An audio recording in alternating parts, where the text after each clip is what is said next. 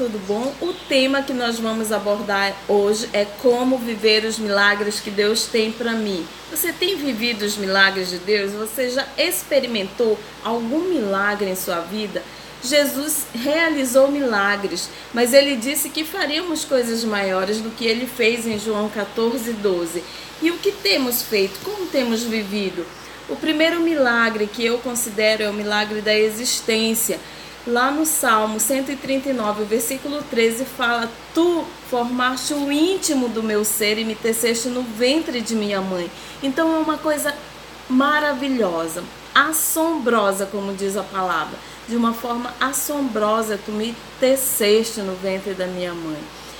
Então, o milagre de você poder enxergar, o milagre de você poder ouvir, o milagre de você poder andar, você ver as maravilhas que Deus criou, você ouvir uma canção, você poder adorar, você poder se expressar. Esse é um grande milagre da nossa existência.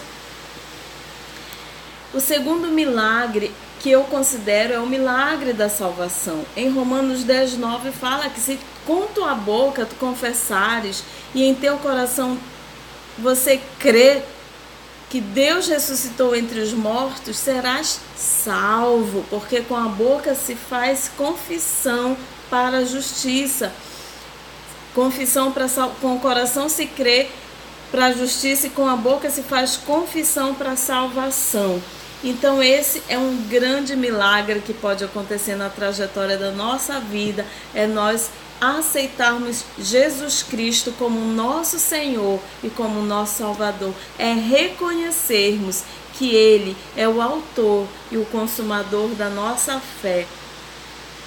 O terceiro milagre é o milagre da perseverança. Esse milagre, ele é identificado em muitos momentos da nossa caminhada. Vamos imaginar um menino de periferia que persevera até se tornar um grande jogador de futebol.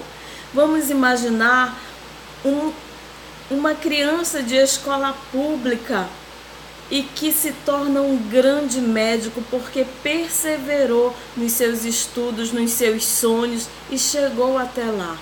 O milagre da perseverança também na caminhada cristã, porque a palavra de Deus diz em João 15, versículo 6, se alguém não permanecer em mim, será como um ramo que é jogado fora e seca.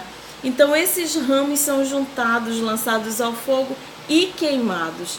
Se permanecerdes em mim, as minhas palavras permanecerem em vós, pedireis tudo o que desejardes e vos será concedido. Então a palavra fala que também nós precisamos perseverar na nossa fé, perseverar em buscar o Senhor enquanto se pode achar, em invocá-lo enquanto Ele está perto.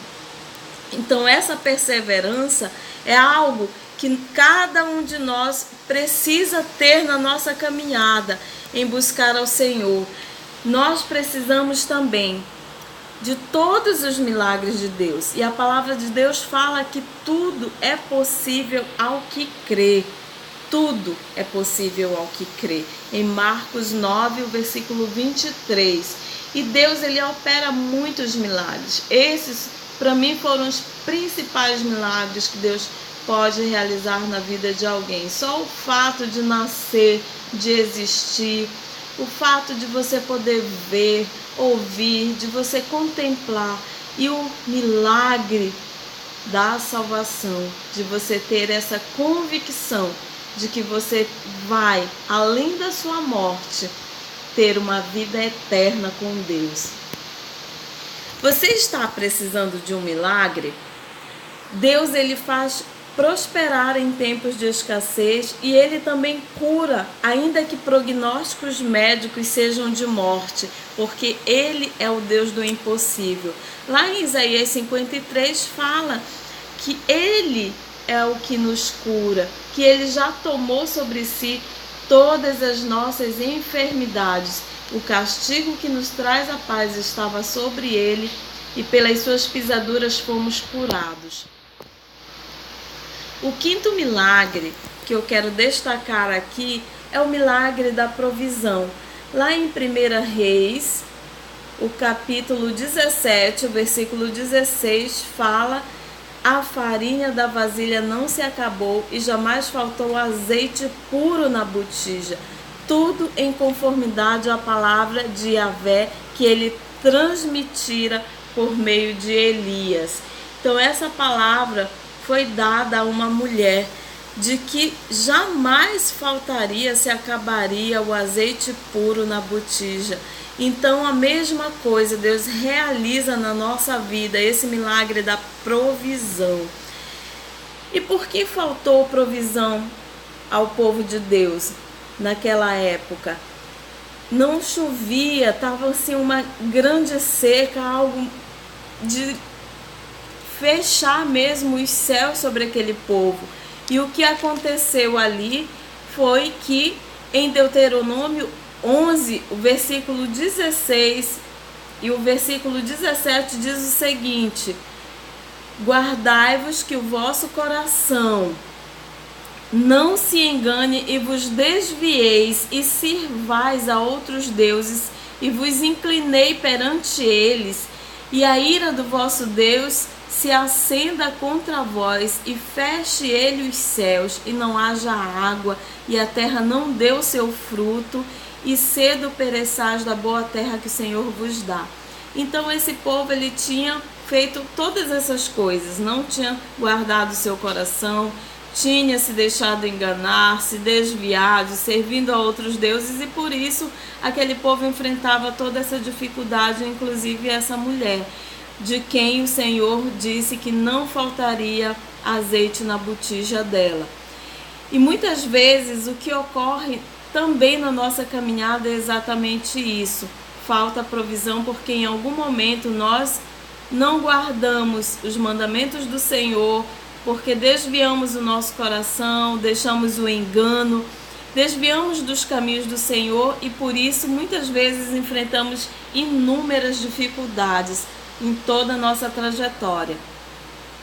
Então isso significa que meu milagre, o seu milagre, ele tem condições para se evidenciar.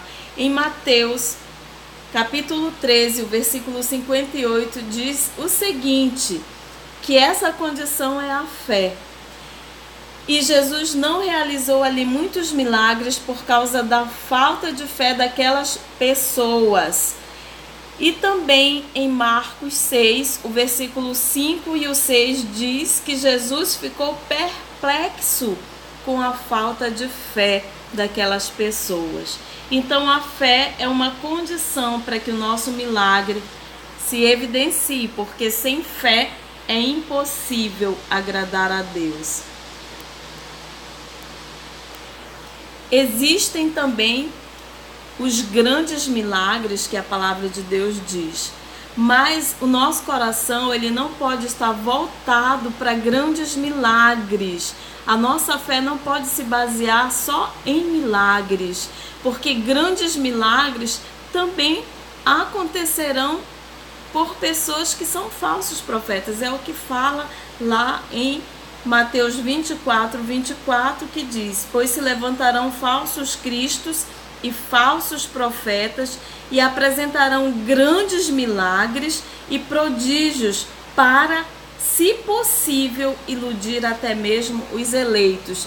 Então, por isso, a nossa convicção, a nossa fé, ela não pode se basear apenas em grandes milagres, mas a nossa fé precisa estar firmada na rocha que é Jesus. Precisamos estar ligados na videira, que é Jesus Cristo. E também Mateus 12, 38 fala que os mestres da lei e os fariseus diziam: queremos ver de tua parte algum milagre. Eles cobravam milagres de Jesus. E muitas vezes esses milagres são cobrados nos dias de hoje também. Milagre precisa também ser entendido. Como assim? Em Marcos capítulo 6, o versículo 52, fala que aconteceu um grande milagre ali, mas as pessoas nem todas entenderam que aquilo era um milagre e o que tinha acontecido. Afinal, nem eles haviam entendido o milagre dos pães, porquanto seus corações se mantinham endurecidos. Então, pode ocorrer também de nós não estarmos entendendo que algo que aconteceu na nossa vida foi um milagre da parte do Senhor. Como se comportar diante de um milagre? Se nós já experimentamos algum milagre, e já, porque nós estamos vivos, nós enxergamos, nós vemos, tem muitos milagres acontecendo na nossa vida. Então, como que nós precisamos nos comportar diante desses milagres? Em Lucas 19, o versículo 37 diz o seguinte: a multidão dos discípulos começou a louvar a Deus com grande alegria em alta voz por todos os milagres que haviam visto. Então, a forma de nós nos comportarmos é exatamente essa, com gratidão, com alegria e proclamando com cânticos, com louvor, com adoração, proclamando na nossa vida, testemunhando esses grandes milagres, porque eles não podem ficar escondidos. E a cada dia nós precisamos nos alegrar que estamos vivos, que temos a provisão do Senhor na nossa vida. E poder para operar milagres. Hoje nós temos visto o Evangelho se propagar, mas milagres ainda continuam sendo escassos. Milagres, aqueles milagres que Jesus fazia, da maneira como ele os fazia, têm sido escassos no nosso meio. E em 1 Coríntios 12, o versículo 10, fala o seguinte: que operar milagres é poder de Deus, e que esse poder de Deus é Ele quem dá, não depende de quem quer. E diz assim: a outro deu poder para operar milagres, profecia, discernimento de espíritos, variedade de línguas, interpretação. Em 1 Coríntios 12, versículo 28 e 29, também diz assim: os que realizaram milagres e os que têm dom de curar, os que têm dom de prestar ajuda, os que têm dons de administração e os que falam diversas línguas. Então, poder para operar milagres é um dom. E esse dom é dado por Deus. 1 Coríntios 12, versículo 29, o apóstolo Paulo faz a seguinte pergunta: todos têm o dom de realizar milagres? Em Gálatas 3:5 fala: aquele que vos dá o seu Espírito e que realiza milagres entre vós. Então, quem dá o dom é Deus, e quem realiza os milagres em nós é Jesus, pelo poder do Espírito Santo de Deus. Então, não é algo que nós possamos nos gloriar, não é algo que nós possamos colocar o nosso nome e intitular como nosso, mas tudo vem dele, por ele e para ele são todas as coisas. Esse poder para operar milagres, cada um de nós pode celebrar, mas esse poder para operar milagres, só Deus pode nos delegar, nos presentear, nos galardoar.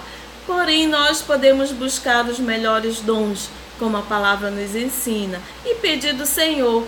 E como a palavra dele diz que todo aquele que pede recebe, se estiver dentro do propósito de Deus para a nossa vida, ele nos dará.